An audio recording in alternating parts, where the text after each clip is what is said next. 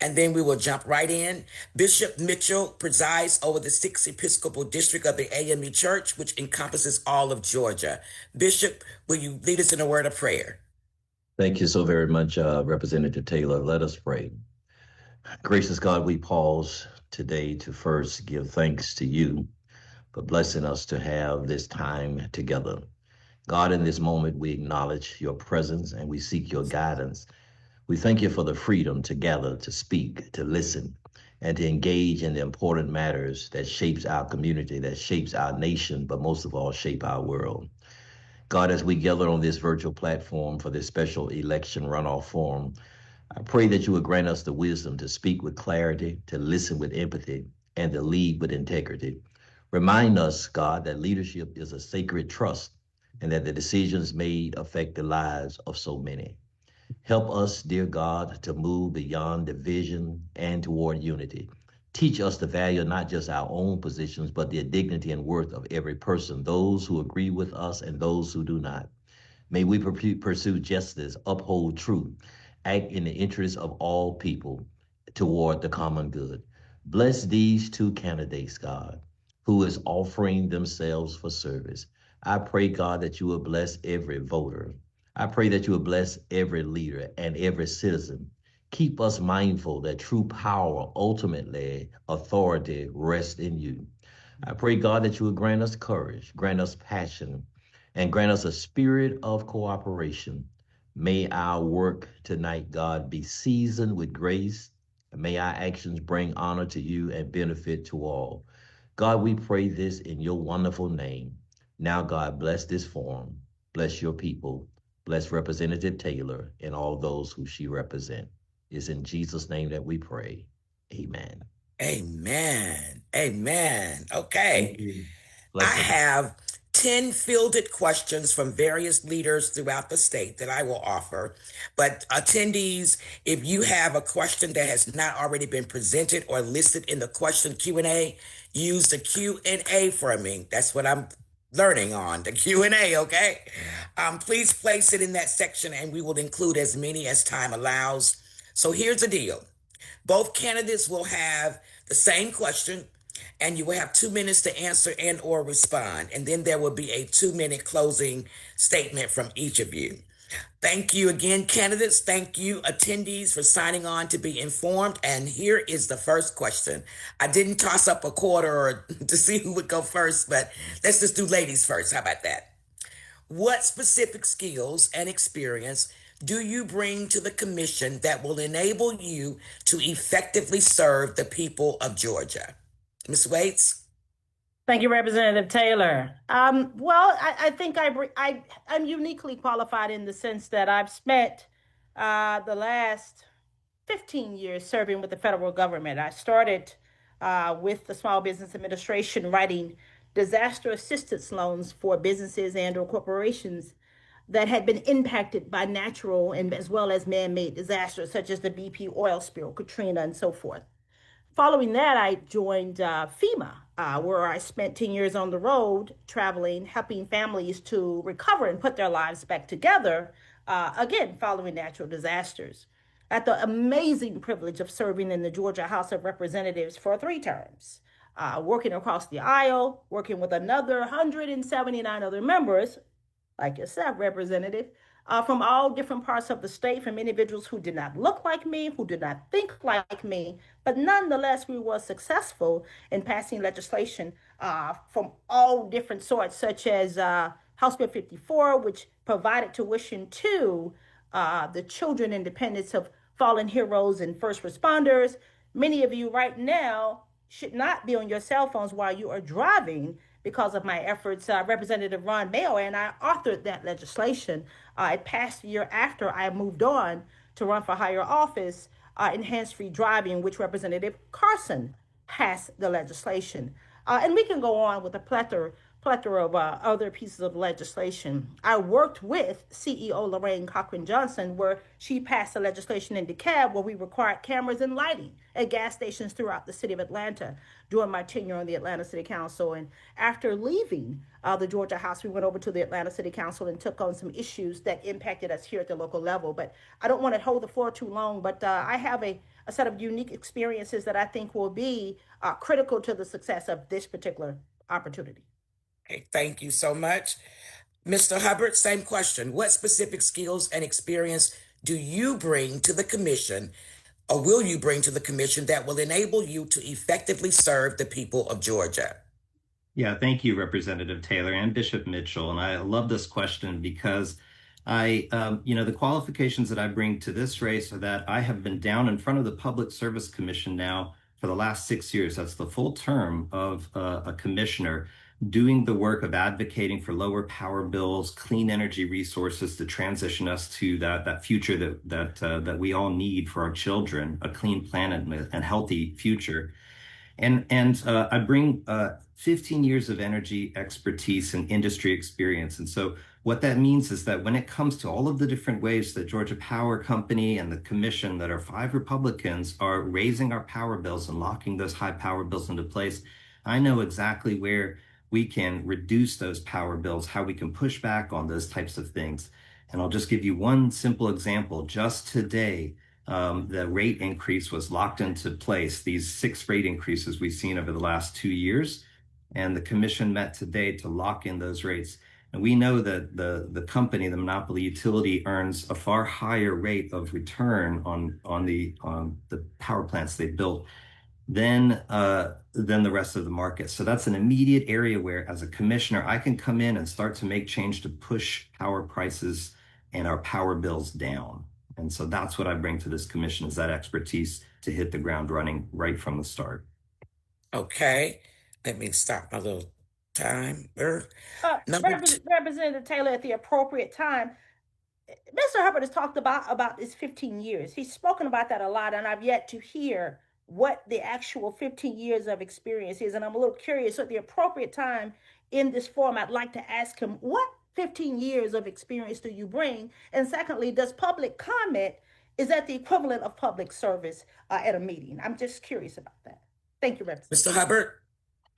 I'd be happy to. So in that 15 years of direct energy experience that Ms. Waits does not have, and so she can't answer the question of how rates are set, what I've done is actually put together a plan for Georgia on what we should be building and what we should be retiring in terms of the clean energy resources and the coal plants and that sort of thing. That's all been published on my nonprofit website that I founded 6 years ago to be able to intervene as an expert energy witness before the commission. And so it's not just public comment. I put together an actual integrated resource plan. I have a clear plan for how to transition us to clean energy and drive down power prices. That's what energy expertise means. It's being able to hit the ground running and not have to learn on the job, as my opponent will have to do, because she does not have any experience in this industry at all. Okay. Thank you, Representative. Moving on. What is the most important issue facing the Georgia Public Service Commission today, and how would you address it? And we'll stay with Mr. Hubbard. It's a great question.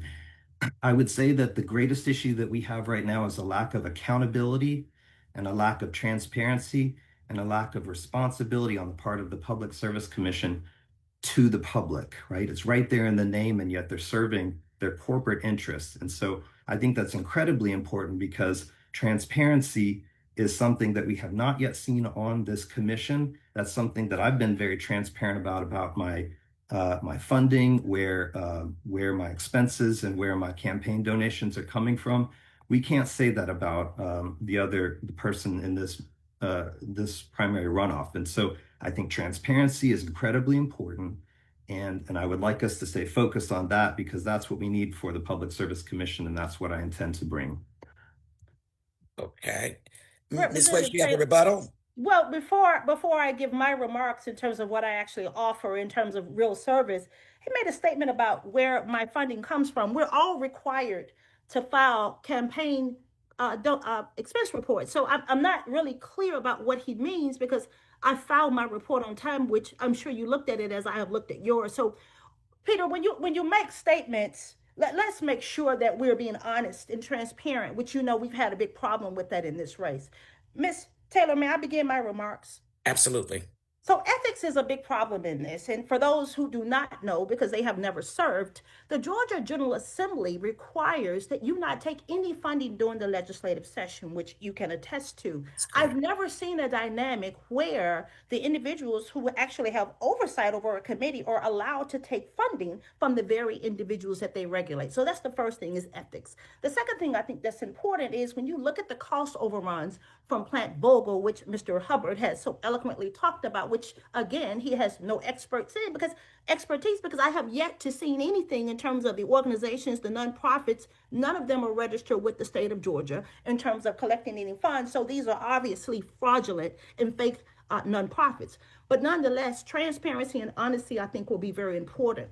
During COVID, we were allowed to place a moratorium on shutoffs and disconnects in Georgia during the 2020 sessions, which I'm sure he doesn't know anything about. But again, I would like to see that put in place again for individuals and families who have health challenges, as well as seniors who are on fixed income. And so I'd like to go back to a tiered rate system to help those families who are struggling the most with these colossal and skyrocketing bills. Lastly, we've already talked about the need for transparency. When you look at the way that the Public Service Commission operates, it's almost like a secret, clandestine type environment. And so we want to make sure that we get information to consumers in terms of rate hikes, in terms of how rates are set, which is one of the reasons that I made a decision to put that on my website as well as on all social media, so that individuals will be informed. And so, again, I look forward to a robust conversation tonight. Okay, let me stop. All righty, we are moving along. Number 3, if elected, what will be your top 2 or 3 priorities? Ms. Waits, we'll hang with you for a minute. Oh, lovely, lovely, lovely. So I look forward to working with my former colleagues in the Georgia General Assembly, because they have the power to actually put rules in place that will require the individuals, the PSC members, not to take any funding whatsoever from the individuals that they have oversight of, as well as they make decisions and have votes upon. So that's the first piece. Senate Bill 34, I thought, was very important because it would have placed a moratorium on data centers to allow us to figure out and set proposed rates, because as all of us know, data centers pay far less than average consumers. And then the last piece is a tiered rate system that protects working families, that protects senior citizens, as well as those who have health challenges who may be having issues with paying these skyrocketing colossal bills. Okay. Mr. Hubbard, same question. If elected, what will be your top 2 or 3 priorities? Yeah, absolutely. So the top priority is putting downward, lowering our power bills by providing relief to those people that have been feeling the pinch on these rising power bills. And so that's the very first thing that I'll do. Pardon me, I'm also doing double duty on with my children, so I was just running to attend to them for a moment. So it really has to do with pushing back on the extraction of wealth that Georgia Power Company is doing on the backs of us. So they're allowing data centers to come into our communities. We're paying for those. And so pushing back on that is going to be the number 1 priority. And then the second priority will be to put forward the power plan that I've already published on what we should be building and how should we be retiring coal plants. And so that's a very important component. Those are 2 things that I intend to put forward. There's many other things, including model legislation. The state of Minneapolis,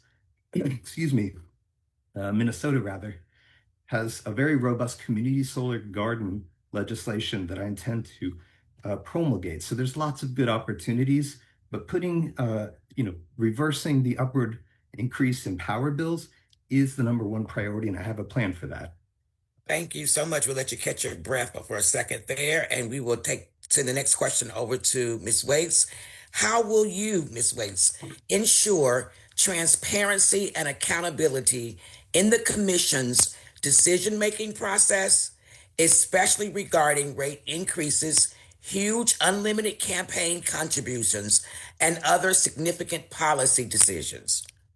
Well, I can't speak for everybody in this race, but I think most of us did make a pledge to not take any funding whatsoever from utility companies. So that's the first start right there. We start with ethics, and I'm extremely proud of that, and as well as my opponent who has made that pledge. But honesty and integrity, I think, is going to be the best solution in this particular race. Senate Bill 34 would have placed a moratorium, which I think is going to be important. And then lastly, to make sure we have an audit in terms of how we are spending funding.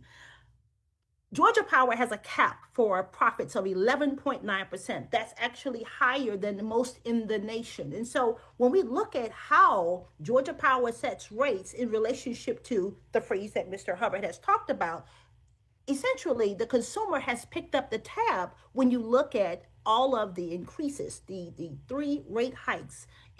six rate hikes in a 2-year period of time. We picked up the tab on that. When you look at the 40% reduction that data centers pay nationwide, consumers, you and I, have picked up the tab on that. And so I would be asking questions, asking for an audit in terms of how we're spending funding. And lastly, let's go back to the $35 billion cost overrun that was placed onto you and I for Plant Vogtle. I don't know any business and or corporation that can function when they have a $35 billion cost overrun and be successful. So I support fully a performance-based system, whereas you're not rewarded with a profit if you have not performed in a way that benefits the consumer. Last, I am not anti-tech. I'm not anti-business. I have no problem with Georgia Power making a profit, but we have to balance consumer needs versus that of business needs. And that has not happened in the state of Georgia for the last 2 decades. Okay. Mr. Hubbard, I'll repeat the question. How will you ensure transparency and accountability in the commission's decision-making process, especially regarding rate increases, huge unlimited campaign contributions, and other significant policy decisions? It's a very large question, but transparency has been at the core of what I've been doing. So I mentioned the integrated resource plan that I prepared that is as detailed as what Georgia Power has put out there. The difference between what I've done and what Georgia Power has done is that I've published all of that work, all the receipts, all the homework. That's all available for verification. So it's really very transparent from that point of view. Now, in the 6 years that I've been before the commission, I've been able to see where they're spending their money. An audit would be nice, but we already know where that money is going. We see how it's flowing to the affiliates of Georgia Power Company who own natural gas pipelines. We see those areas where it's flowing. And so, transparency is going to be incredibly important. I am the only candidate in this runoff that has not accepted Georgia Power Company money in the past. And so I think that's incredibly important to make sure that it remains that way, because we need commissioners who do not take money from the companies they regulate. And the 5 commissioners that we have now are accepting an enormous amount of money from the companies they regulate. So that transparency will be absolutely critical to maintain the faith and trust of the public as a public service commissioner. Okay. And I'm just going to remind everyone again, if you have questions, please put it in the Q&A and we'll circle back around to those. The next question is... Ms. Taylor, there was a statement that was made that he was the only candidate that has not accepted any funding from utility companies. And I wanted to correct the record tonight and indicate it's my understanding that none of us, Mr. Hubbard, have accepted any funding in this race when you look at all of our disclosures. And so when we make statements, we want to make sure that they are factual. Question number 5, what specific programs would you support to help low-income Georgians afford their utility bills? And how would you ensure these programs are effective and accessible? And this contributor wants specific ideas. Ms. Waits? Yes, I love the idea of a cost benefit agreement. And what that means, if you come into the community and you build a data center or a nuclear power plant or whatever you build, that there is a direct benefit to the community. What's an example of that? Putting solar panels on a hospital, putting solar panels on a library, putting solar panels on a hospital. Right now, data centers, which we are all aware of, consume a large amount of water as well as power. We can recycle that wastewater. So there are a number of things that we can do. When you look at Germany as well as Finland, their parking lots are used for solar power. So that's one example that I think that there could be a benefit there. Lastly, Georgia has incentivized data centers at the tune of $296 million.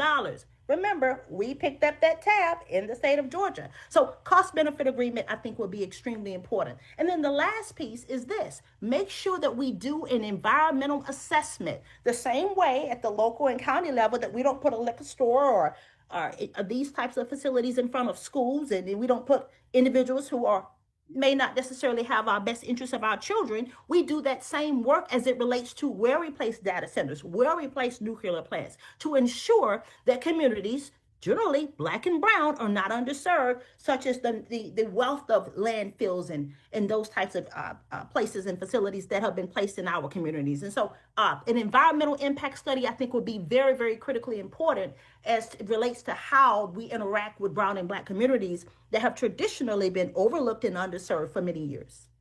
Okay, I'm going to go back to that question because I didn't hear specific programs that you would support to help low-income Georgians afford their utility bills. And how would you ensure that these programs are effective and accessible? Currently, we have in place a energy assistance program that's right now being wiped out at the federal level because we have someone in the White House who does not support those plans. So while we're incentivizing those same $296 million, I would be looking for those same utility companies to foot the bill in terms of some of those record profits, which should be capped at 11.9%, to put those profits back into the hands of families that have health-related challenges, families that have low income funding, as well as senior citizens who have felt the brunt of these utility bills. So I would do that through a tiered rate system in terms of payments. Okay. And I understand that currently Georgia Power offers the seniors, what is it, $30 discount on their bill every month? Okay. We'd like to see that increase for sure. Mr. Hubbard, same question. What specific programs would you support to help low-income Georgians afford their utility bills? And how would you ensure these programs are effective and accessible? And the contributor wants specifics. This is a wonderful question because everyone is angry at their bills having increased as much as, by my calculations, $60 per month for the average user. It's much more than they advertise, $43 for the average user. That's one of the ways that Georgia Power sort of manipulates things to be not as bad as they seem. What I would do is we've just been talking about that. It's been mentioned that 11.9% return on equity. That's how much they earn, whatever they build.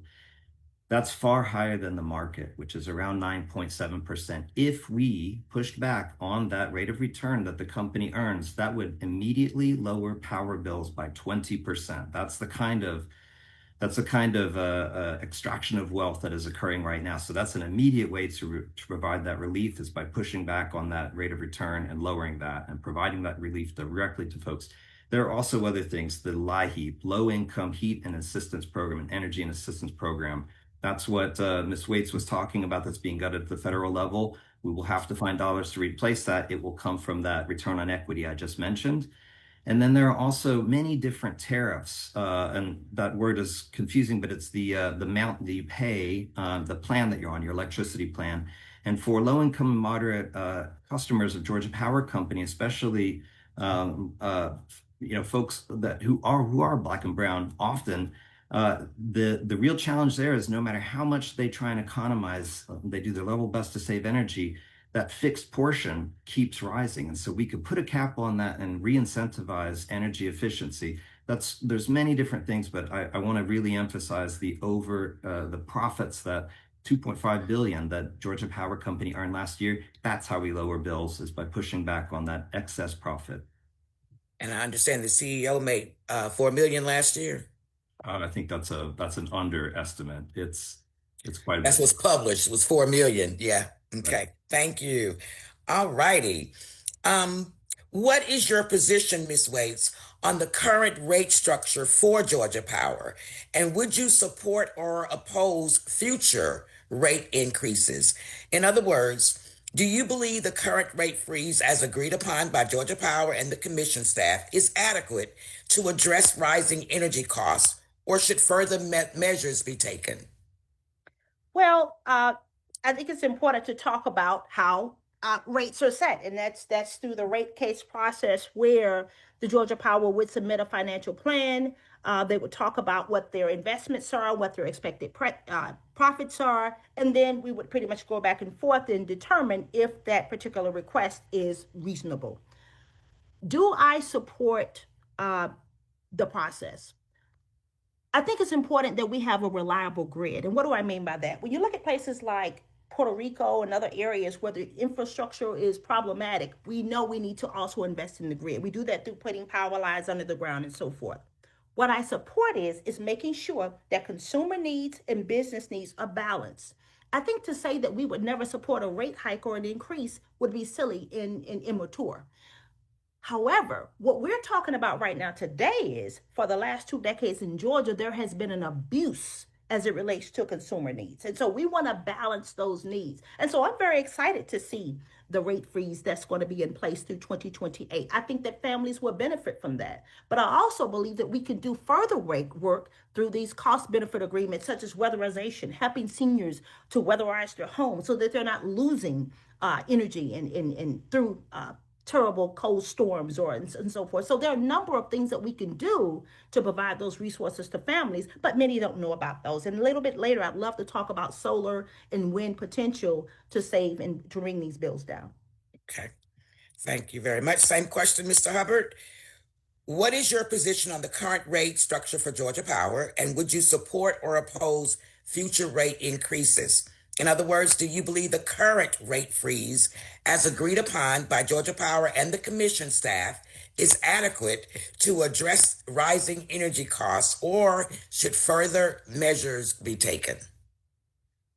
Yes. So I want to start by just saying I'm glad that Puerto Rico was mentioned as part of my expertise in 2017 after Hurricane Maria blew through. While I was working at Siemens Energy Business Advisory, I put together the power plan for how Puerto Rico would recover after that hurricane blew through. So I'm deeply involved in power systems planning, and I understand reliability very well. But to your question about the rate freeze, no, I do not agree with it. It's a Trojan horse. I was involved as an expert in the last integrated resource plan just last year when the company promised a decrease of $2.89 on everyone's bill.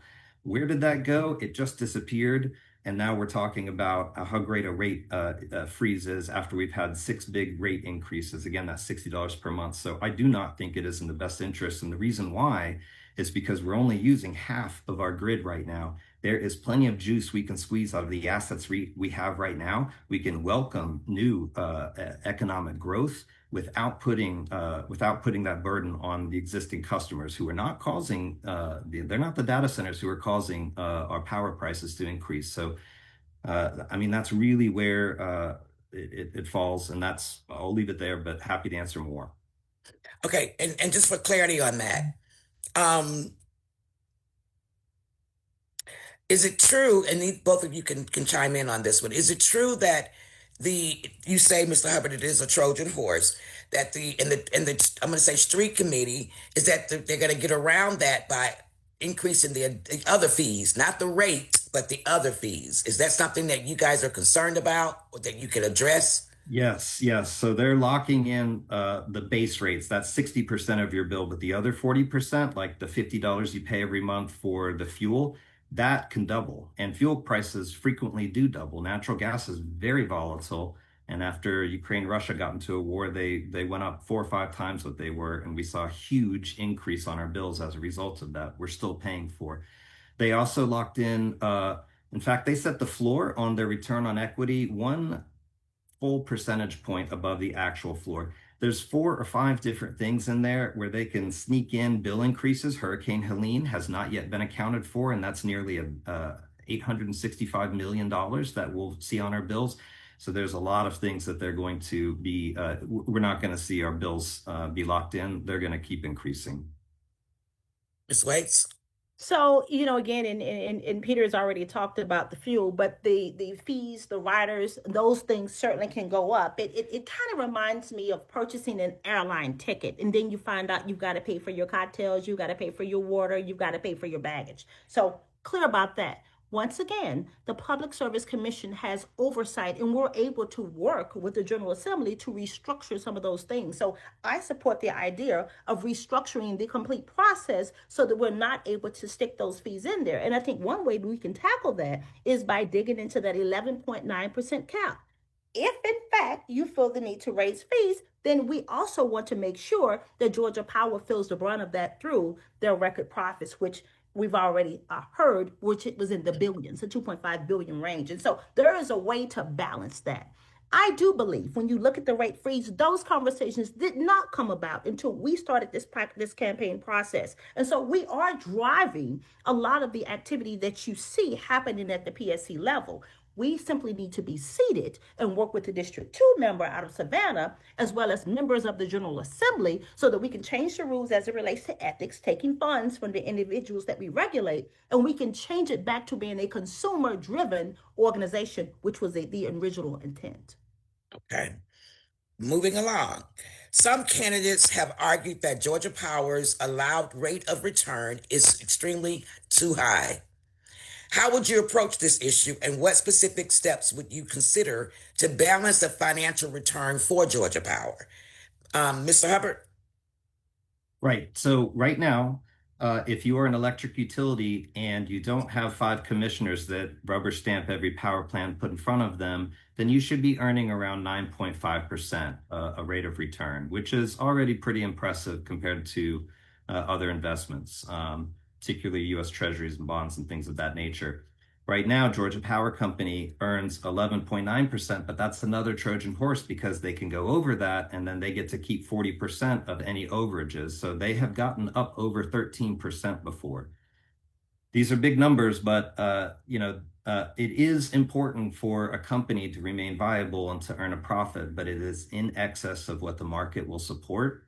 And that's where we can push back, and we can still have all the nice things that we would like. We can still have reliable power, but we can make it cleaner, and we can drive down the cost of it by embracing these lower cost solutions that are being ignored right now. And so that's one of the very first things that I can do is shine that light on that disparity and put the pressure on my other colleagues, the commissioners there at the Public Service, to really bring that excessive return on equity or rate of return down to closer to the market level so that the company continues to prosper, and then Georgians also can have clean, reliable, and low-cost energy. Okay, thank you. Ms. Waits, same question. Ms. Taylor, can you repeat it one more time? Sure. Some candidates have argued that Georgia Power's allowed rate of income is too high. How would you approach this issue, and what specific steps would you consider to balance the financial return for Georgia Power? So we talked a lot already about the 11.9 cap as it relates to profits. And my colleague has already told you that the national average is somewhere around 9. I'm not anti-data, I'm not anti-tech, and I don't have a problem with Georgia Power making profits. The issue that we're having is that there has not been any balance as it relates to that. Those 6 rate increases have been passed on to you and I. So again, I support a performance-based process. If Georgia Power is performing in a way that drives down costs, that meets our daily needs in terms of the reliability of our grid, then I believe they should make a profit. The issue is that we have a company that is making record billion-dollar profits off the backs of you and I, in addition to the fact that we are passing those costs on to senior citizens as well as working families and individuals who are hurting. So what I'd like to see is a performance-based process. Lastly, Georgia Power, which we know is a monopoly, deregulation did not serve the consumer here in Georgia. So I also support the idea of competition. When you look at other states, they don't have the same issues that we have in the state of Georgia because it's a competitive process.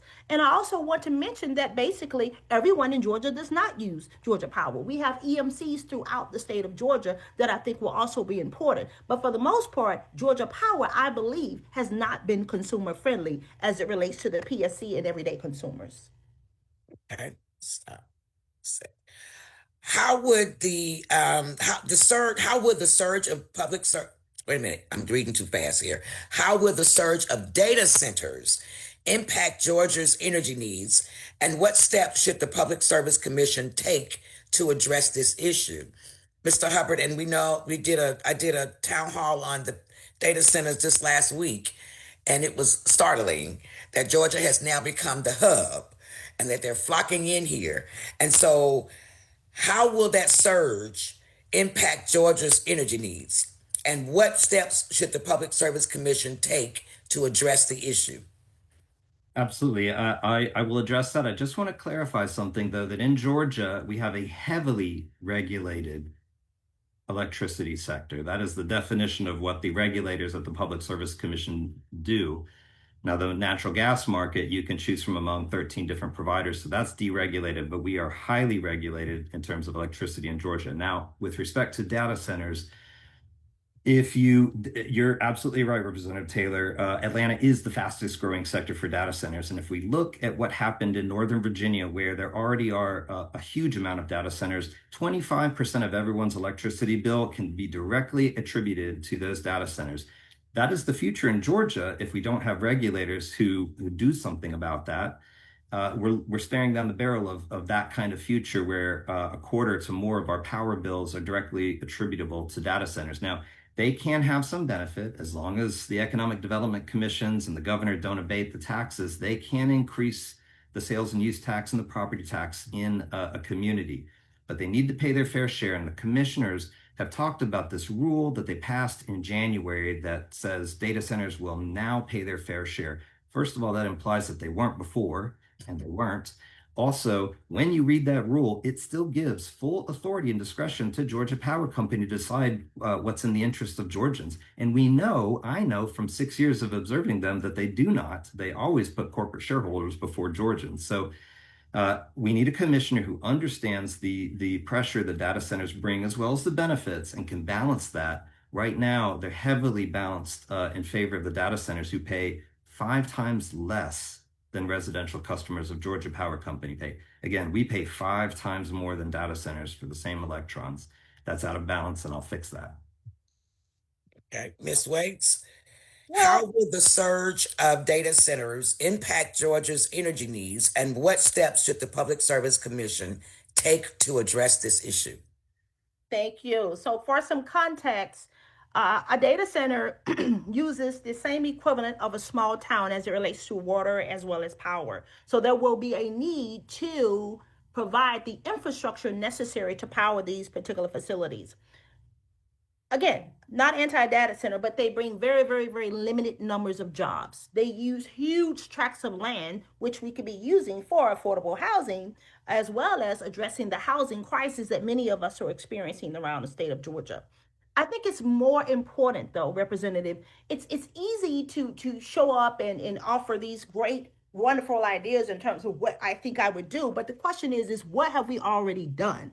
And the reality is we have to work with members of the General Assembly to regulate data centers. And Senate Bill 34, I believe, was on the right track to make that happen. Unfortunately, we made a decision in the state of Georgia, some of us, to go in a different direction. So I think we start with Senate Bill 34, which regulates that. And then, to my colleague's point, is that they have to pay their fair share. Data centers pay 40% below the national average, which again is why they're flocking here. So if we ask them and make them and mandate them to pay their fair share, I believe we can take some of the burden off the backs of seniors and working families who are struggling. To answer your point, is how do we help low income families of folks that are struggling? We get them out of the pockets of the commissioners. We already know this, and we've talked about this. The average commissioner has been given to the tune of $500,000 in campaign donations. So we have to put ethics policies in place where they're not allowed to take any funding from the very entities that they regulate. Okay. Reset. Most voters do not even know what PSC does or how the decisions the commission makes affect them. And we have another PSC election in 2026 for District 5 and in 2028 for Districts 1 and 4. What will you do to educate the voters that will be most impacted by these Public Service Commission's decisions and elections? Mr. Hubbard? I also very much enjoy this question because I've gotten to meet a lot of great people. And you're right, Representative Taylor. Most people don't know there's an election going on. They don't know what the Public Service Commission is or does. And so it's sort of my mission to get out there and bring that information to folks. Energy is fundamental to an economy. If you don't have low cost and reliable and I would argue clean energy, then you're not going to grow. All of these new businesses that we're talking about coming to Georgia are coming here because the power prices that they pay are quite low. But they also, I think, are looking for clean energy, and that's what we need to bring more of that business to Georgia. And so there's really a whole host of things that we can be doing. And so I'm sorry, I've lost my train of thought, Representative Taylor. If you don't mind just repeating the question so I can Absolutely. answer. How will you inform the voters or educate the voters on the decisions that the commission makes and how those decisions affect them? And the 2026 race. Yes, and I'm sorry, I've got it now in my head. I think it's incredibly important to continue to let people know that this is an opening that we have in this state of Georgia to change the Public Service Commission for the better. And that good can spread to Mississippi Power Company, Alabama Power Company, to other areas from Georgia. But of course, we're focused on Georgia here, and getting that information out will be my mission to let people know how vital this election is and to pave the way for success in November of 2026 so that we can have 3 commissioners. We can put our senator back in the U.S. Senate, and we can have that change on the commission that we so desperately need to see. So it is vital that we have someone who is electable and that can get the job done in this November and then hit the ground running so that we make the case for getting that 3rd seat on the commission next November as well. And I want to backtrack just for a second because I know Ms. Waits strongly supports SB 2, is it 238? I don't remember. 34, Senate Bill 34. 34. I got a bunch of them in my head. How do you feel about Senate Bill 34, Mr. Hubbard? Because it did put guardrails in place, established a oversight commission. So where do you stand with that? We really want to know. Yeah, that was Senator Chuck Hufstetler's bill, SB 34, and I very much supported that, along with the other Senate bill that would have renamed the Public Service Commission to be a Public Utility Commission, so that the public would know what it is that they do. They're certainly not serving the public right now, but they are fundamental to your utility bill. So both of those I'd love to see, and there's a lot more legislation we should be pushing as well. Okay, thank you for letting me backtrack a little bit. Ms. Waits, most voters do not know what the PSC Commission does or how the decisions the commission makes that affects them. And we will have another PSC election in 2026 attendees for District 5 and in 2028 for Districts 1 and 4. And before I move on, even though we're voting this year for Districts 2 and 3, all Georgia citizens will be voting again next year for District 5. And in 2028, you'll be voting again. We will be voting again for Districts 1 and 4. So everybody votes, even if it's not your district. Ms. Waits, what will you do to educate the voters that will be most impacted by the PSC's decisions? Thank you for the question. And I'd like to use the last 30 seconds to talk about the statement made about electability. It's my understanding, and I'm pretty clear that I'm the only one in this particular race, any candidate in this race that's ever been elected for 3 terms in the Georgia House, as well as on the Atlanta City Council. I am the only candidate that has actually done that. So when we talked about electability, I want to make sure that we give correct and factual information. So I've traveled throughout the state, just like all of my colleagues in this race, where we have raised awareness. And that's been the biggest challenge, that most people had no idea the organization even exists, which is a supposedly consumer-friendly organization. So we do that through town halls. You go to my social media as well as my website. I have put public service announcements out there. I've talked about what the benefits and the non-benefits of the rate freeze. I've talked about how we determine and set rates. I've talked about why non-Georgia Power customers should care about this election. And we do that through PSAs, through robocalls, through text messages. We raise awareness to consumers who simply don't know why this particular election matters. And that was by design. They didn't want you to know it even exists. And we've seen that type of dynamic because historically in brown and black communities, we've lacked representation. The fact that this election has been canceled a number of times is not by accident. In fact, there are conversations swirling to cancel it again because we finally have individuals who are sincere about putting the consumer first. So we do that through these types of conversations. I think there are 107 people online tonight, and they will force multiply that information and help people to understand. And then lastly, we return it to its original intent. As Mr. Hubbard has already indicated, we are supposed to be a consumer-friendly agency that supports consumers. And right now, for the last 2 decades, it has supported utility companies and agencies that have benefited off the backs of taxpayers and ratepayers. Okay. My final question, and we'll go to the Q&A. Oh, we got 43 questions over there. What time is it? Okay. What is your vision for the role of renewable energy sources? And Mr. Hubbard, you just alluded to the clean energy sources. And what we're referring to is like solar and wind in Georgia's energy mix. And how would you support their development and integration? Sure.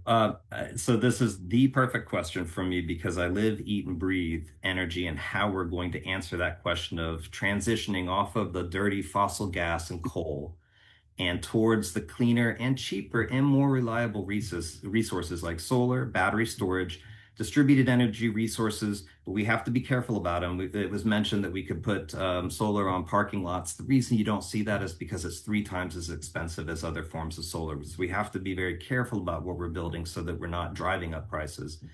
But absolutely, I have published a plan that is comparable to what Georgia Power Company has issued in terms of what we build and what we retire with respect to those clean energy resources. So I've detailed every single year and what that will look like. It's a pathway that maintains reliability and drives down prices. It's a very specific plan. I published it at my website. It's the nonprofit that I've run for the last 6 years, the Georgia Center for Energy Solutions. That is a specific plan on how we achieve that clean energy future that we so need in Georgia. Okay, Ms. Waits, the same question. Let me reset. What is your vision for the role of renewable energy sources like solar and wind in Georgia's energy mix, and how would you support their development and integration? Great question. So renewable energy, such as solar and wind, it brings clean, it's abundant, and it's increasingly affordable, meaning you always are going to have sunshine and you're always going to have wind. So that reduces pollution, it combats climate change, as well as creates jobs, green jobs. Also support expanding energy interdependence. So right now, most people don't know that Georgia Power actually has a solar plan. However, they don't promote it because they can't make money off of it. So the goal is to make solar more affordable and attainable for working families. And I think we do that by starting with libraries, schools, those types of entities. And we do that through these cost benefit agreements so that we can start to drive down the cost of rates that we're experiencing right now and take the demand off the grid. So as these data centers come online in Georgia, as well as these other entities come online, we have already started to move and shift towards solar and wind, which we will need to do in the next decade and in our lifetime. Okay.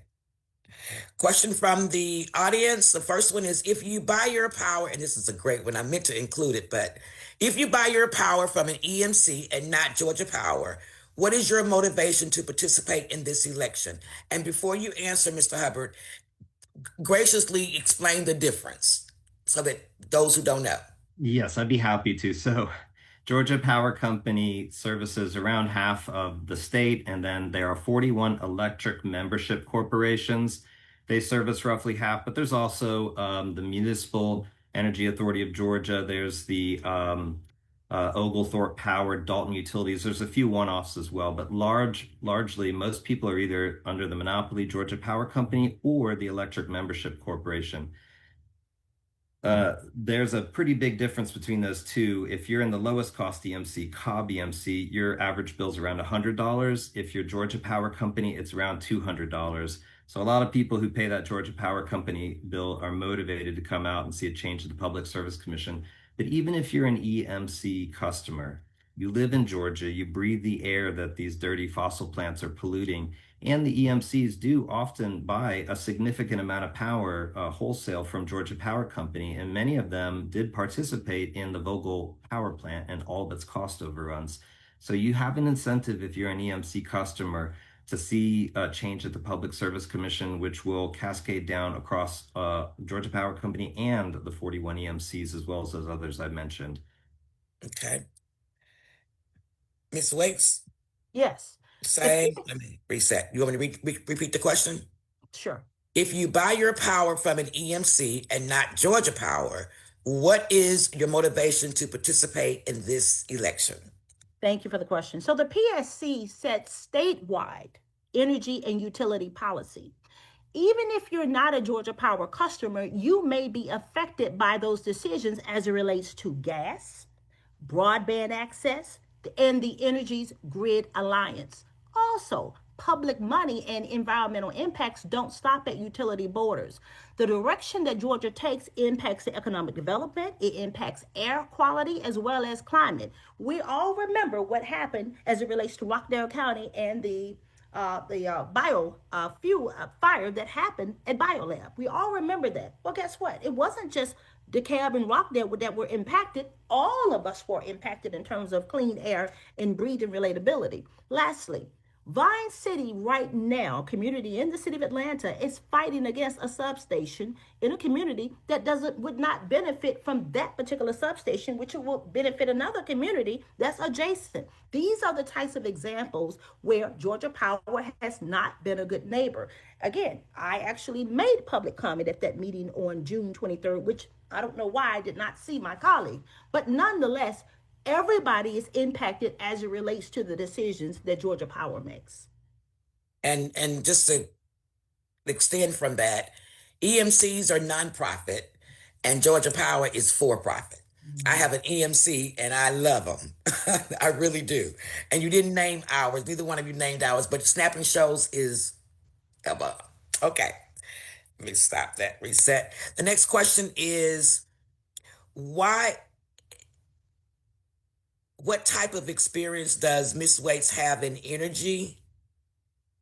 Ms. Waits, I'm happy to answer that question. I mean, that was our first question. Okay. Yeah, that was our first question. May I answer the question? Yeah, if you want to. Absolutely. Reiterate. Thank you so much. Yes.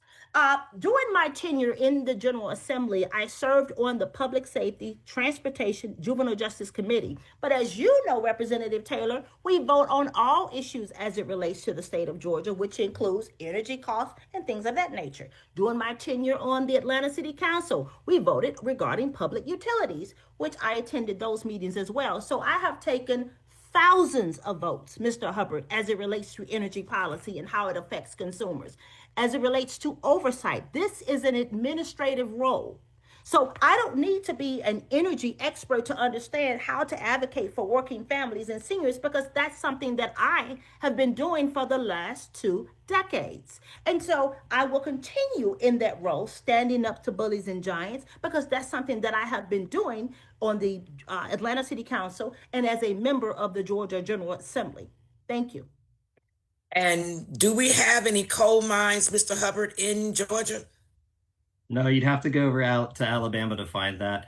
That's a very good point that every year we send more than $1 billion in fuel costs to Wyoming and other states when we could be keeping those dollars here. That's one of hundreds of things that we could do to lower power bills. So no, we don't have coal, and there's no such thing as clean coal. Okay. Now, and Ms. Waits, I'm going to start with you, and I'm going to rephrase this a little bit so it comes out more of a question.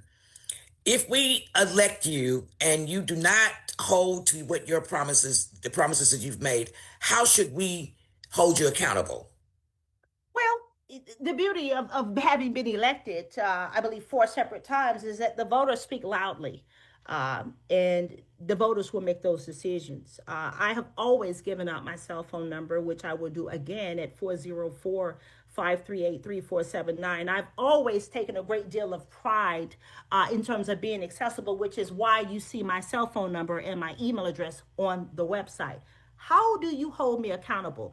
Well, part of this job also means showing up. And I mentioned the Monday, June 23rd, when we went over to advocate and talk about the fact that they're trying to put another substation in the community of Vine City, which will get no direct benefit. You hold me accountable. One, if I don't do the things that I say I'm going to do, you should not return me to office and fire me. So that's the first thing. And I'm very proud of the fact that I was elected multiple times in the Georgia House of Representatives. I'm very proud of the legislation that I've offered. I'm proud of the fact that I, including my colleagues, have made the decision to not take a dime from utility companies. And so you hold us accountable and we remain transparent. Okay, Mr. Hubbard, same question.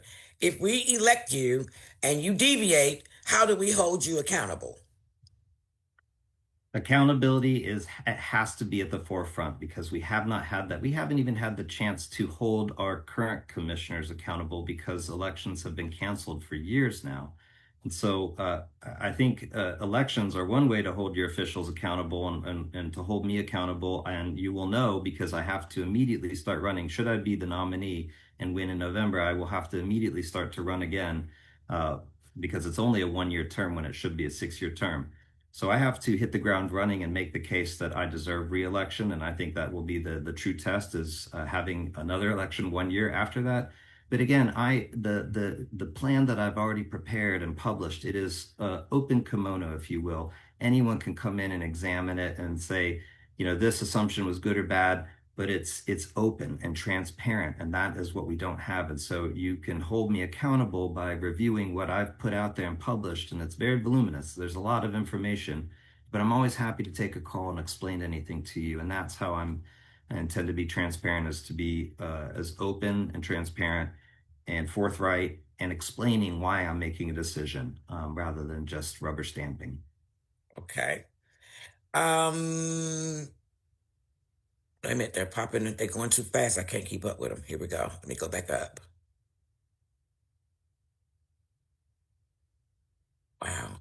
That's 52 questions now. Where is it? Where did I stop?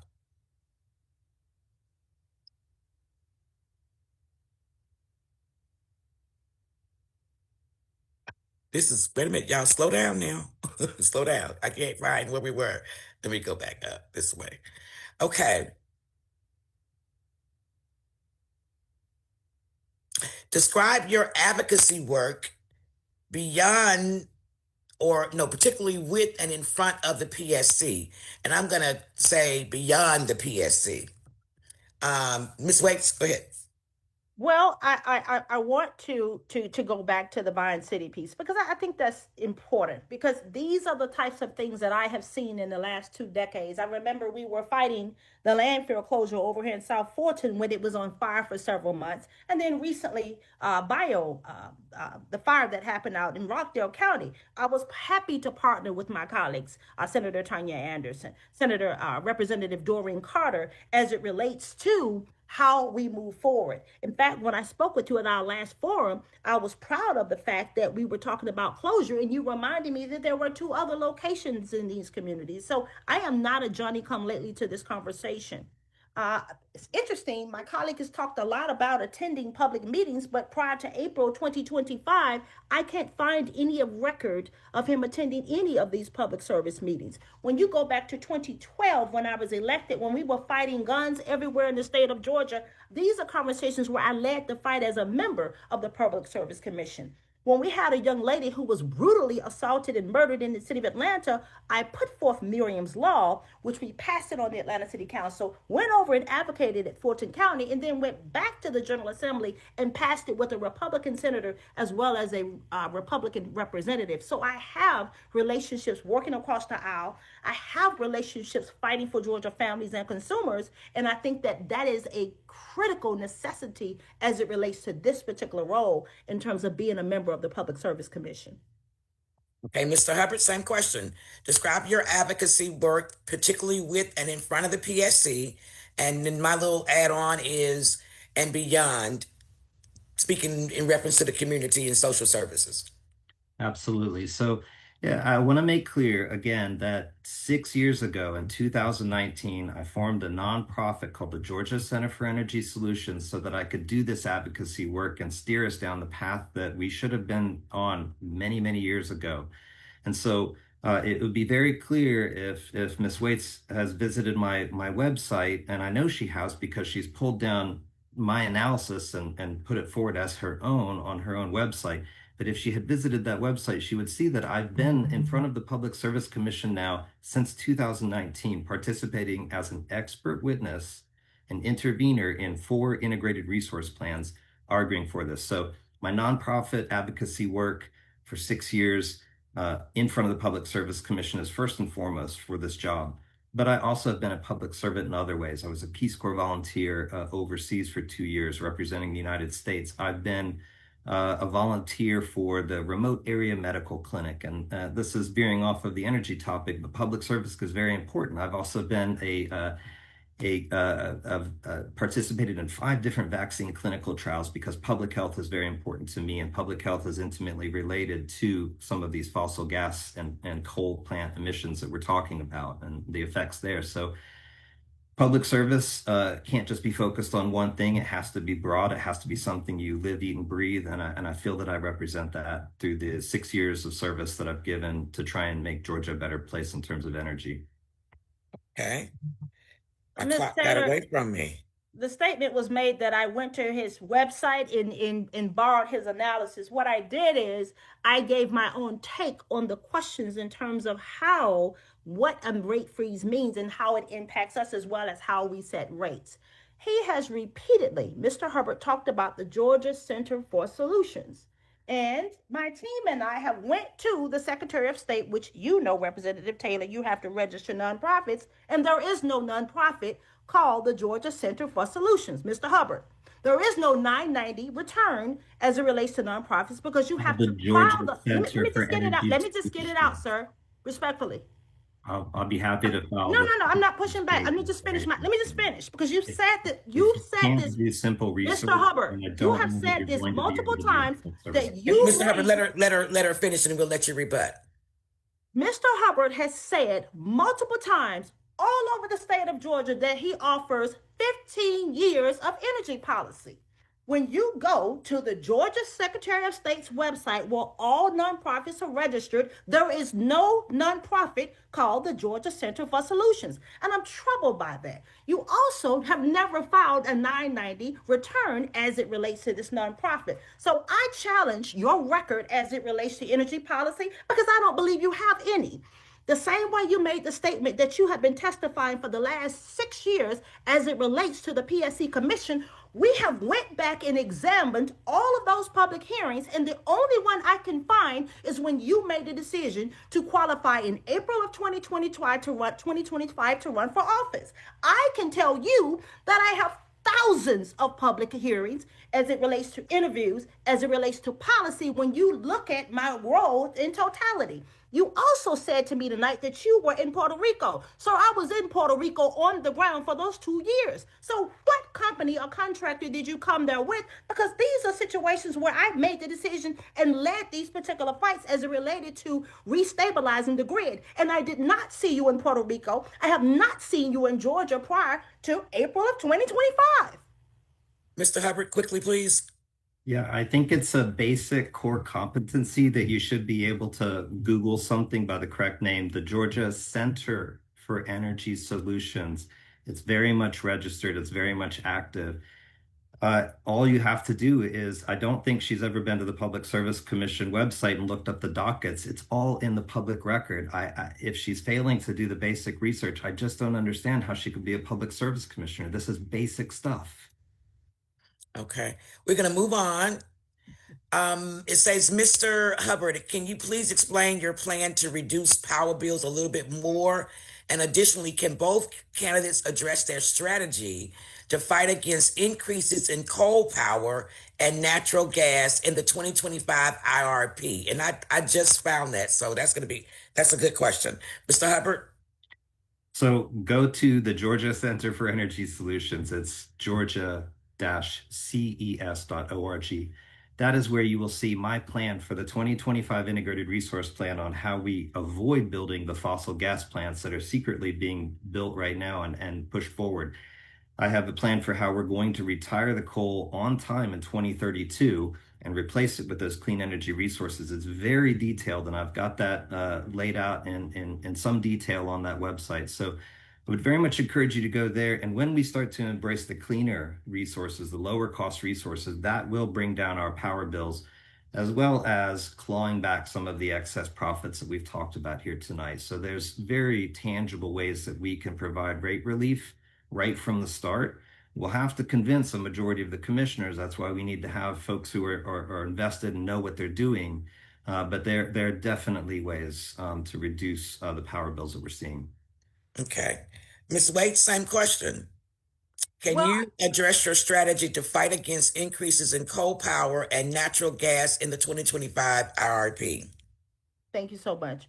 I want to talk about how I will protect low income families as well as individuals who may be having health related issues and have to have access to power constantly. We do this through bill assistance program expansion. And we do this because, as we know, at the federal level, they're already eradicating these programs. And so I would require these same companies who have benefited through these incentives to pick up that tab. Lastly, I think it's important that we fund energy efficient upgrades to low income homes, which will reduce long term bill usage in terms of high rates. And then lastly, I've talked a lot tonight about a tiered rate structure where the first block of energy use is cheaper to families who are on fixed incomes, who are senior citizens, or who are having challenges. I would oppose any unfair fixes that penalize people who utilize less power, in addition to ensuring utilities that they can't pass risk assessments and unnecessary costs onto these vulnerable communities. As it relates to natural gas, we all know that in the state of Georgia, deregulation did not serve the everyday average consumer. And I think we do that by looking at how these additional fees and assessments are passed on. I'm getting phone calls from consumers who may tell me that their bill may only be $30, $40, but the fees, the riders, and all of these other fees are what's killing them every single day. And I think we do that by audit. I think we do that by decreasing the cap on Georgia Power profits. And then lastly, we require a performance-based system as it relates to how companies and businesses profit in the state of Georgia. Okay, this is a question that I think is timely. For this election, we all know that voter turnout and for what are we in? I can't even think. I've been talking so much tonight. For a runoff, the turnout is significantly low. So, what are you two doing to mobilize voters back to the poll on July 15th, Mr. Hubbard? Education and information is truly what's needed here. There's 8.4 million registered voters, and less than 3% came out, around 140,000. Now, we know that the people that are feeling the most pain, those are the Georgia Power Company customers under the monopoly utility rather than the membership-owned DMCs. So they're feeling the pain. That's why you saw a lot more Democrats come out than Republicans, and because there hasn't been a choice on the Republican side.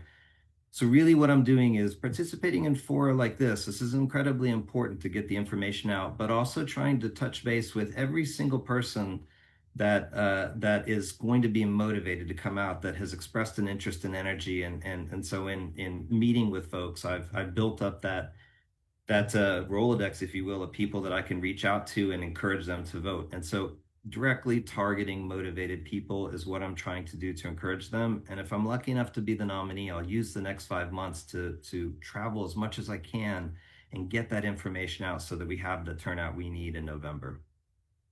Ms. Wade, same question. I think that when you look at the performance statewide, I think it speaks to the fact that I'm probably one of the very few candidates in this race that's actually traveled statewide in Georgia. Running statewide logistically is financially burdening as well as a logistical nightmare. But rural Georgia has very, very unique needs that are very, very different from metropolitan Atlanta. one of the reasons that I think you saw the turnout that you saw is because the voters have simply checked out. I think they're disgusted with what you see at the federal level. And frankly, they don't believe us. They don't understand how there is a correlation between the PSC and what the role that they serve in terms of how we can advocate and change the dynamic. And you asked the question, Representative, that I thought was pretty poignant, and that is, how will you hold us accountable? What will we do different? How can you ensure that once we join the PSC that we won't rubber stamp and that we won't make excuses? You look at what we have already done.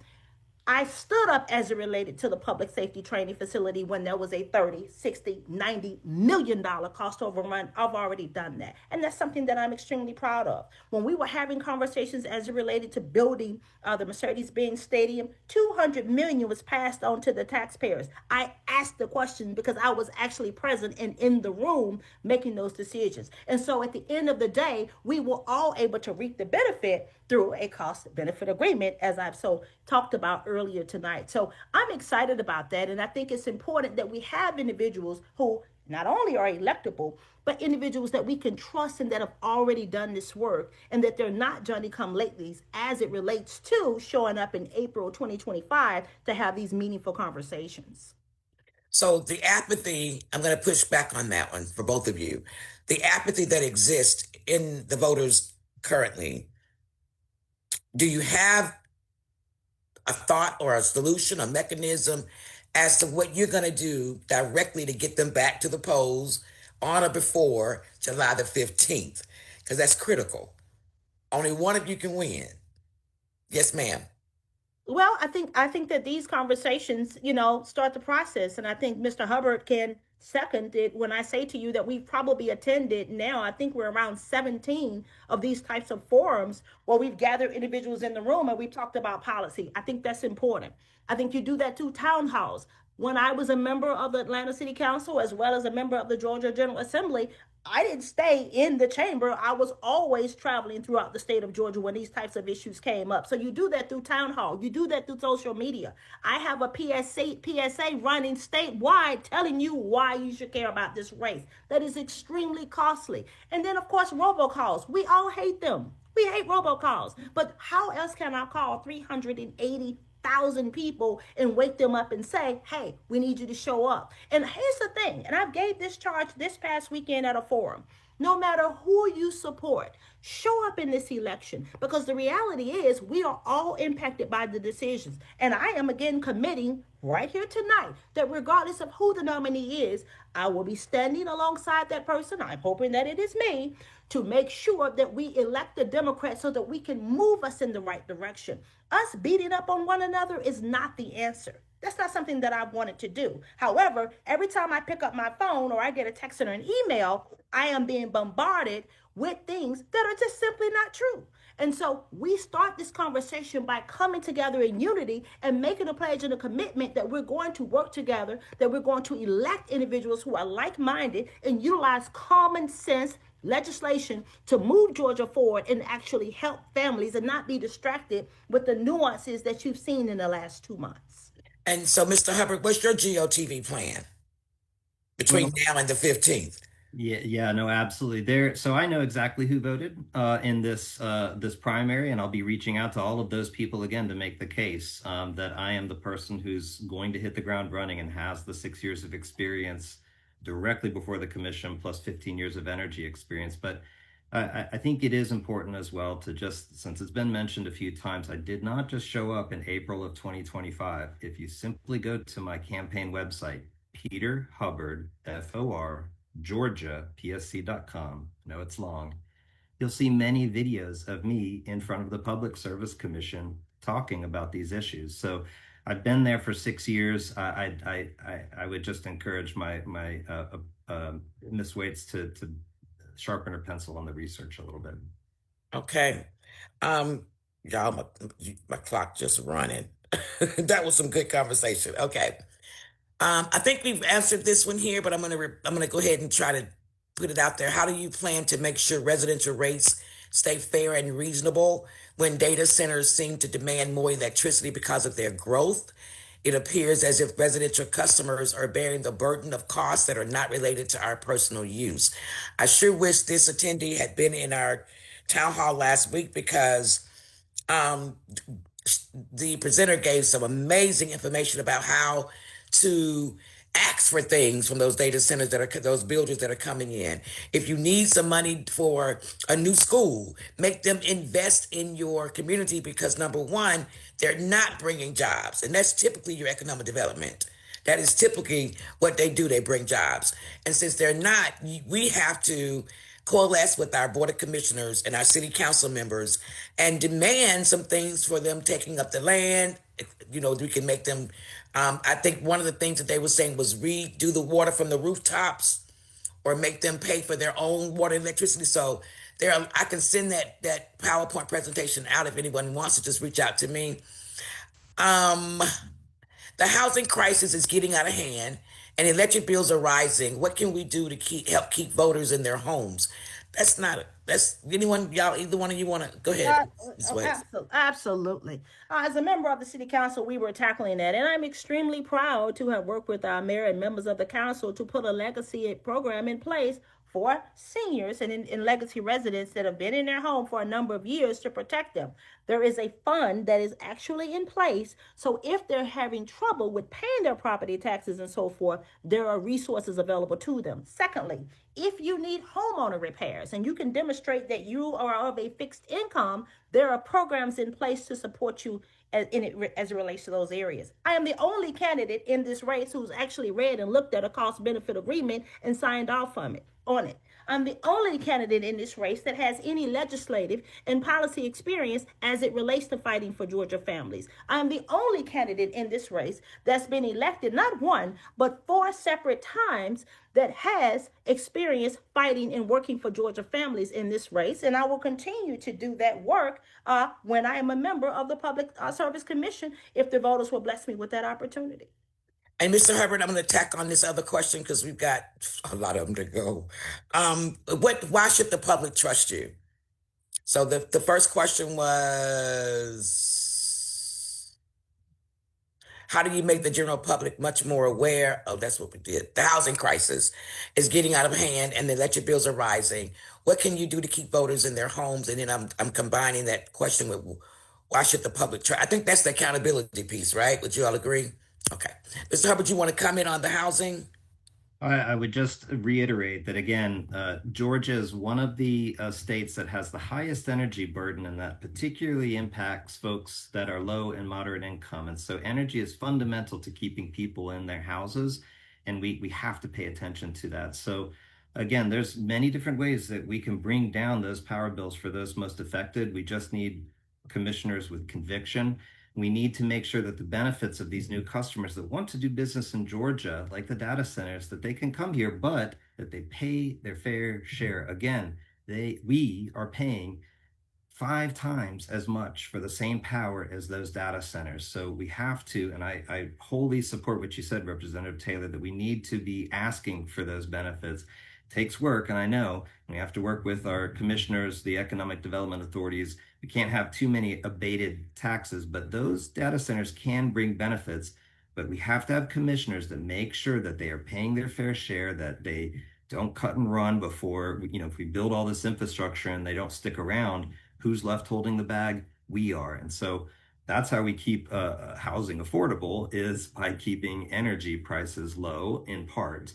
As far as the trust issue, again, I would just reiterate that I have been doing this work and publishing this data and being very open about the analysis and how we can transition to lower cost energy resources.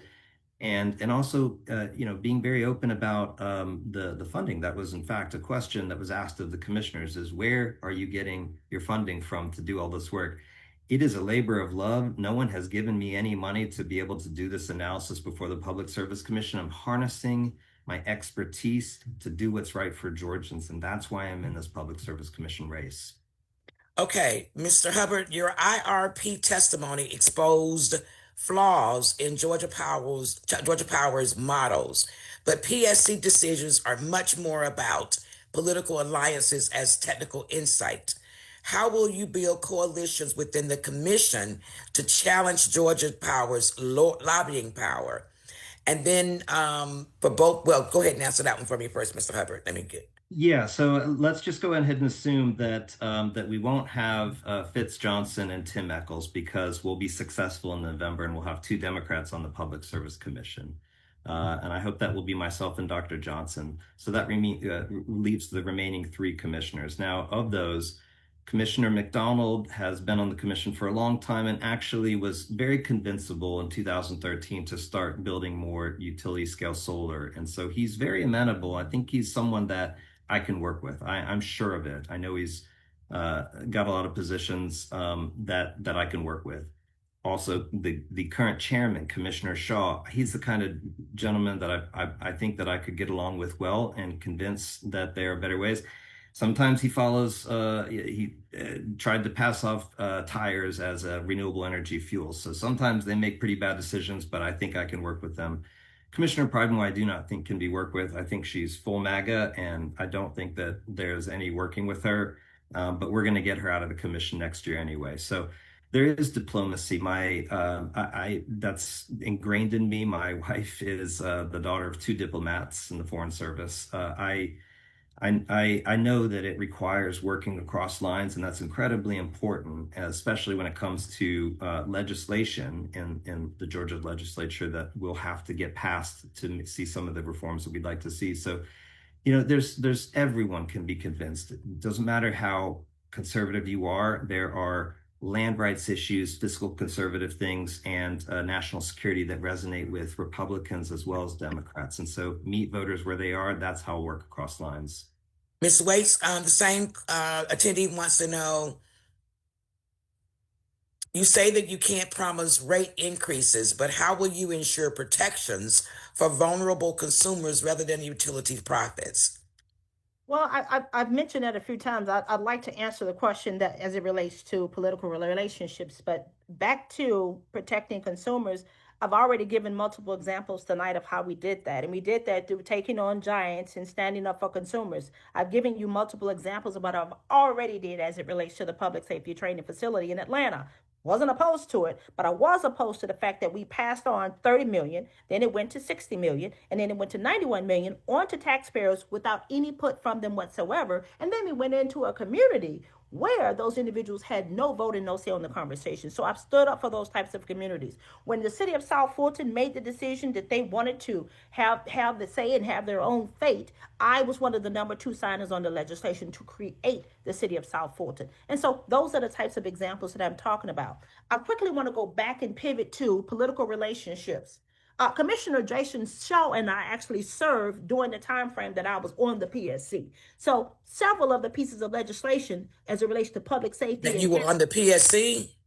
Jason Shaw, who is a commissioner on the PSC, and I served together in the Georgia General Assembly. There you go. Okay. Thank you so much. I apologize for that. And we took on tough issues on public safety as well as transportation committees. Bubba McDonough also, as my colleague indicated, served on the PSC. But these are not relationships that I have to form, Representative. These are relationships that I already have around the state of Georgia from working with them through building trust on tough issues when we took on guns everywhere in the state of Georgia, when we tackled immigration reform, as well as social reproductive justice. And so I am not a Johnny-come-lately to this conversation. I have these existing relationships. I've shown you that through my numbers as it relates to throughout the state of Georgia. And I can assure you, if I were giving public testimony for the last 6 years, then clearly there's a failure somewhere, because in the state of Georgia, we've had 6 increases. We're 8th in terms of high utility bills in Metro Atlanta and disconnection rate. So somebody has failed as it relates to making public comments before the PSC, as well as 15 years of energy policy. So I'm happy to redirect my focus and get down to work on these issues and tackle them. And I'm hoping that at some point we can all align and unite and partner together to help elect Dr. Alicia Johnson in Savannah, as well as our next Democrat out of the District 3 race, and get back to work for the consumer and not be distracted with things that really don't matter. Okay, I am very concerned that when the PSC privatized the natural gas, consumers have been forced to pay a separate fee for gas lines that still belong to Atlanta Gas and Light. Further, customers are also forced to pay a customer service fee that ranges from $3.99 to as much as $9 a month and more. Customer service should be free. What do you plan to do about these extra costs to our natural gas bill? Mr. Hubbard? Well, the issue with natural gas, and it's truly fossil gas, is that it's a subscription model. So imagine with Netflix, you have to keep paying month after month, versus if you were to just buy the movie, then you can watch it anytime you want to. And that's the difference with natural gas right now, is we have to keep buying it over and over again, and it's a very costly resource over the long term, versus these lower cost resources like solar, that you build it and then the fuel just comes to you for free every day consistently. So there's many of these things that we can do there. And I'm sorry, just once again, just remind me of the question. I just want to make sure I focus right in on exactly what you asked, Representative Taylor. Wait, because I moved on trying to get us out of here in the next 5 or 6 minutes. Sorry. They're saying that what can you do about gas. these extra costs of the natural gas bill? I would just say, yeah, sorry. Thank you for refocusing me. I sometimes go a mile a minute. What we need to do is transition off the fossil gas to the lower cost electricity resources. That's how we can keep those bills low. Right now, what they do, this is a trick, and this is what you would know if you have been down in front of the commission. They try and put more of your bill in that fixed demand charge, that no matter how much you economize and how efficient you are, you still pay that. You could go on vacation for a month and come back to a bill that's $40. So we have to shift more of that onto, if you are energy efficient and consume less, then you don't pay as much. And so that's a clear model that we can be transitioning to. And again, they're trying to put more of the cost of your power bill on that section that does not change. And so we have to have people that are focused on that rate design and understand those are the mechanisms that we can pull, those levers we can pull to drive down power prices for consumers, particularly with respect to fossil gas. There we just transition off of it. That's how we pay less. Ms. Waits? Yes, thank you for the question. So I gave you the example of buying an airline ticket, and then once you get in your seat, you're having to pay to sit in the seat. You're having to pay for your beverage, or you're having to pay to use the restroom. And essentially, that's what's happening. But we also have to explain to individuals and educate them in terms of the process. The reality is that those lines have to be paid for.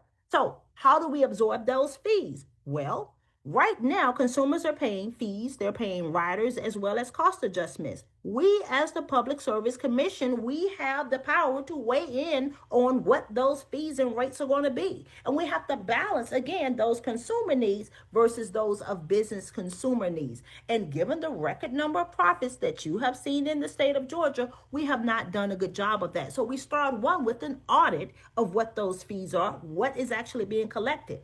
And I support, again, I'm going to take you back to a tiered rate system. This is one for families who are seniors as well as low-income families who may be burdened with these fees. Georgia Power, if you recall during COVID, removed the convenience fees from having to pay your bill. So these are some of the types of things we do. And we do those through these cost-benefit agreements to consumers to make sure that we're not having those burdens on working families as well as seniors.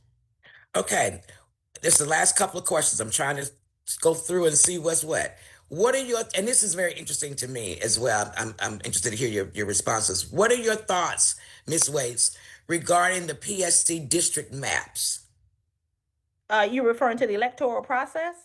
No, how they drew the PSC maps, the districts, how they're drawn. Oh my. Well, Representative Taylor, for those of us who've actually been involved in the political process, I think for the last 2 decades, as I have, this is nothing new. I mean, we saw this every single year when we get ready to redraw maps in the state of Georgia, the gerrymandering. We saw this at the congressional level where there is the dilution of Black and brown voters. And then lastly, there is a desire to keep the PSC conservative so that they can continue to pass these costs on to us.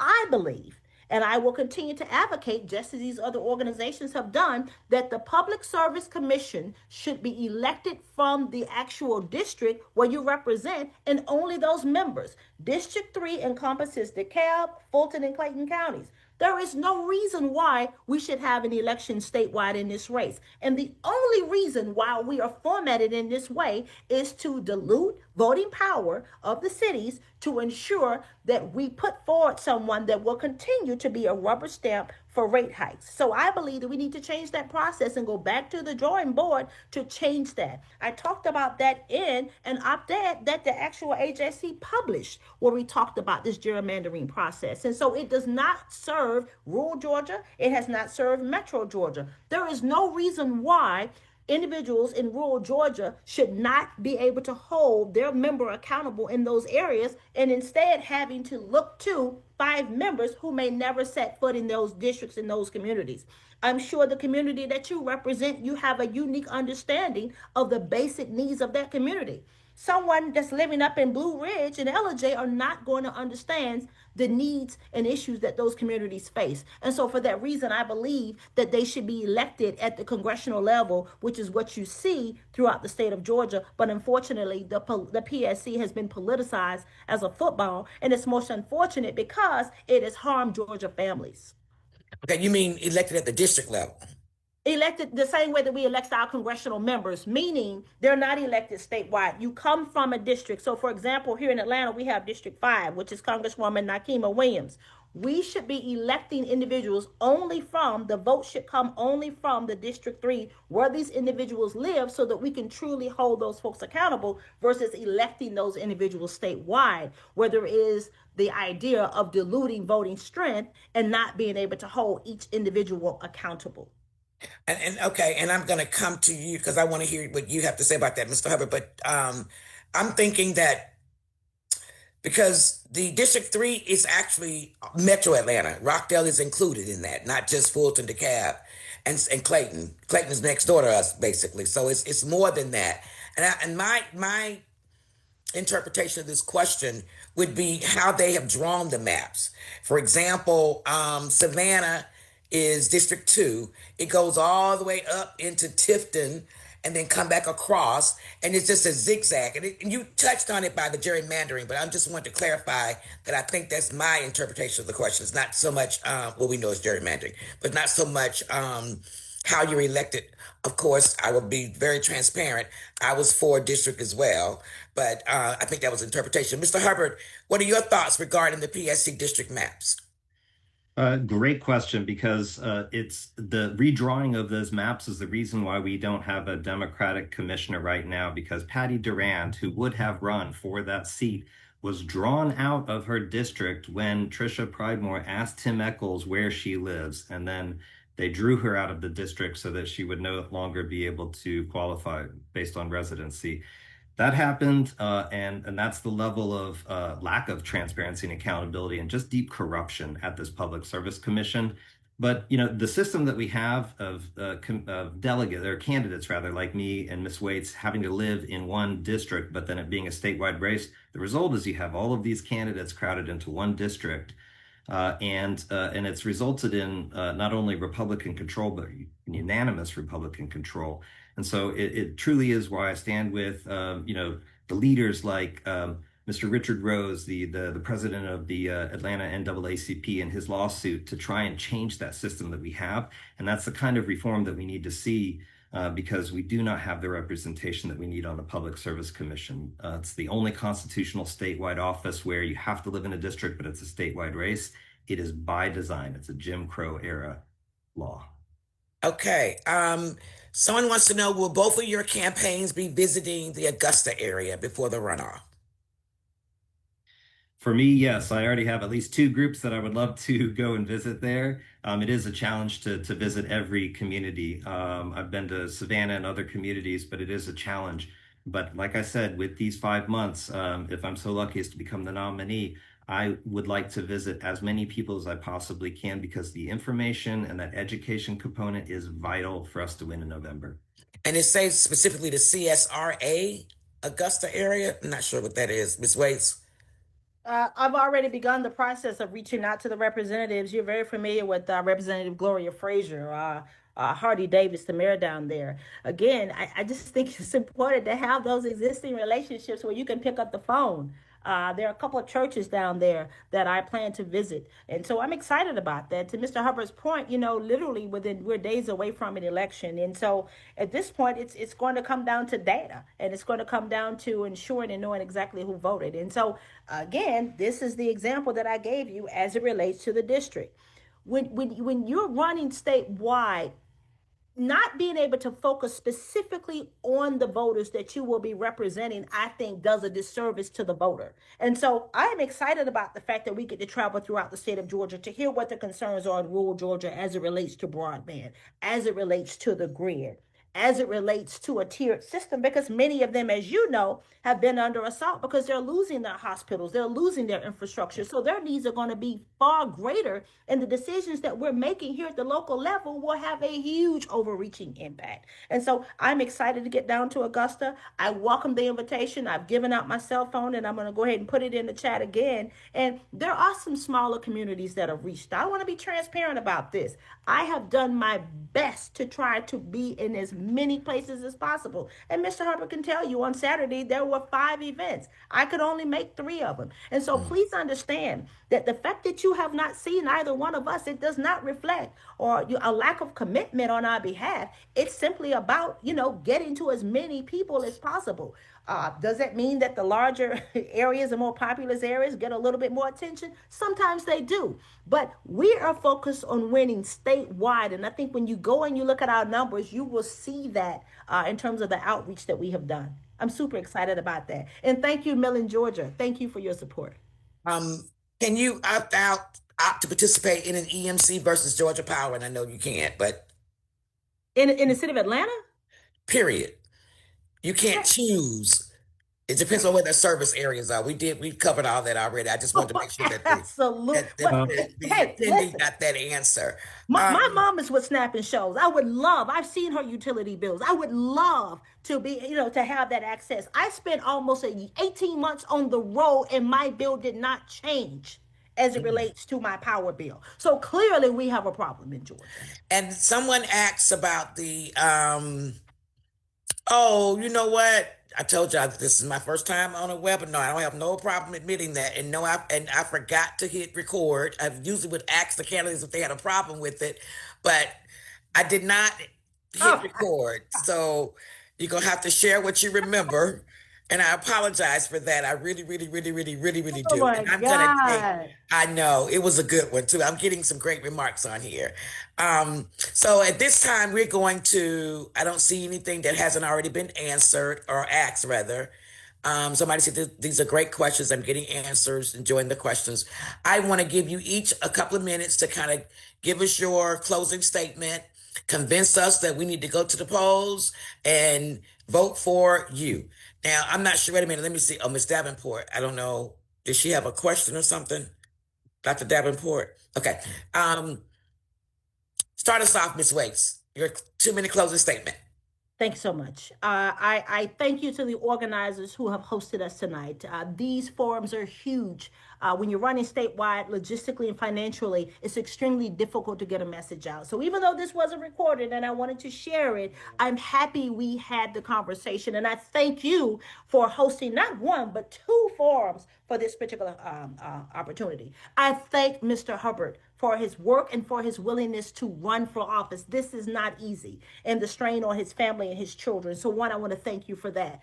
I believe it's important that we turn the page, that we put Georgia ratepayers and voters first as it relates to the conversation. I have served Georgia for 3 terms in the Georgia General Assembly during some of our most darkest days. I had the pleasure of being elected to the Atlanta City Council, where we got to take on and tackle local issues such as zoning, utilities, public safety, transportation, all different types of things that I believe uniquely qualify me for this opportunity. As it relates to transparency, I believe that we should not take funding from anyone that you regulate or that you have oversight of. I don't think that you can truly have integrity when you are in the pockets to the tune of $500,000 per member of the General Assembly. I thank the other 2 candidates that offered themselves to run in this particular election for their voices and for educating voters. And lastly, no matter who you vote for in this particular race, please show up on Tuesday, July 15th. Please show up in November again, because this will be an opportunity to turn the page. We have a member, Dr. Alicia Johnson, in Savannah, down in District 2, that does not have a primary opposition, but I believe will offer a great opportunity for Georgia to turn the page in terms of ratepayers. I bring the experience, I bring the integrity. I am not a Johnny come lately to this conversation. I am not looking for my first job or my career start. I am not looking to be elected, because I have already been elected, but I am looking to utilize a very, very special skills and the relationships that I've earned throughout the state of Georgia with legislators, with stakeholders, and with community leaders to tackle some of the issues that we're facing. My name is Keisha Shawn Waits. My email at my website is keishawaits.org.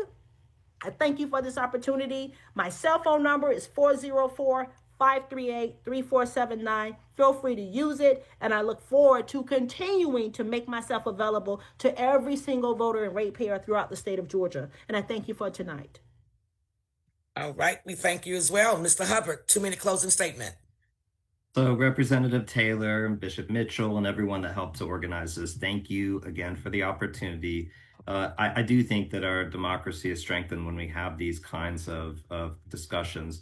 But what I would like to leave you with is that, again, I have been making the efforts to be in front of the Public Service Commission as an energy expert, to channel this focus and energy and this expertise to be able to drive the reforms and the change that we need to see.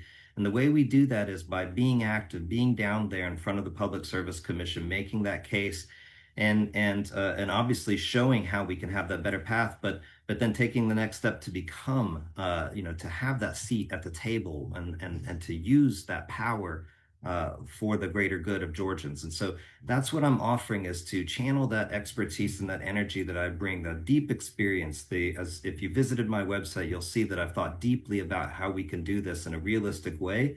I bring the operational excellence of having built lots of projects around the country that will transition us here. I put together these power plans, like I mentioned, in Puerto Rico and many other different communities around the nation. So I have this expertise, this willingness to serve the public and do that in the interests of promoting our community, and especially those, again, who are underserved, who are underrepresented, who are overlooked, and who are suffering the most under these high energy burdens that we can do something about. And so I want to impress upon you that this is a lot of hard work, but it is worth it. The juice is worth the squeeze, because I have a vision for a greater and better Georgia for my 3- and 9-year-old that are just upstairs waiting for me. And I want to do that work for the people of Georgia. And so I thank you for the time, and I hope to serve you. Thank you both so very, very, very, very much. I want to remind everyone that early voting starts Monday, the 7th. The 7th. Yes, right after 4th of July. And you check your status at SOS, or either go to My Voter page to determine where you can vote, because early voting locations are not the same locations that you go on election day. And election day happens to be the 15th, which is the following Tuesday. So make your voices heard. I'm going to seek if I can at least, the questions, I don't know what to do about that, but I'll be prepared the next time. Thank you all so much for coming. Yes, Ms. Waits. You're on mute. Representative, can you mention the MVP site or the I Will Vote site? Because they're going to close a lot of the early voting locations and they'll be restricted statewide. So can you tell people where to find the information to go and vote? That's what I said, My Voter page. Oh. Yeah, My Voter page, Georgia, myvoterpage.georgia.org. And you can, not only can you go, and it's on the flyer, I got it, you can just scan the QR code on the flyer that was promoting this particular forum, but you can not only go and check your status on now you got me saying my MVP, you can also register as well as track your absentee ballot. So make sure that you get your absentee ballot request in by the end of this week in order for your vote to be arrived back to the polling places on time and be counted. Thank you all so much. Have a great rest of the week. Thank you all, and best wishes for the rest of this campaign. Don't tire yourself out too much. I know how it is. Thank you. Good night. Good night, everyone.